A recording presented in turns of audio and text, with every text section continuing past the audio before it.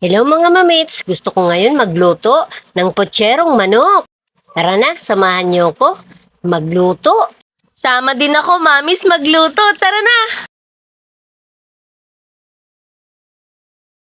Yan, nagisa na tayo ng bawang, sibuyas, luya.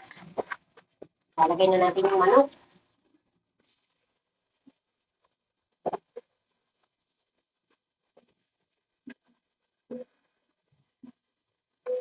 Ibalik na natin. Ibigisa na natin dito yung kamatis. Huwag na yung kamatis. Lalagay tayong tomato paste. Lagyan natin ang haluin para maluto yung tomato paste. Hindi maasim. Okay, haluin na natin. Ilalagay na natin yung pinagbabaran. Lagay na tayo ng patis. Chicken cubes.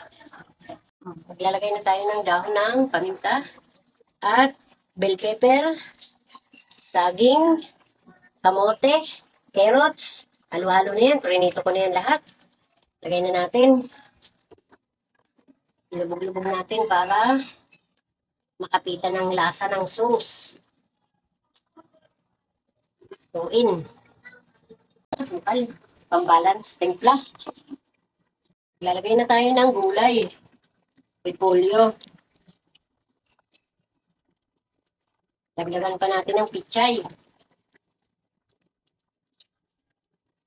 Alam nyo na ba kung ano itong linuluto ko? Takpan muna natin. Oyster sauce. Luto na.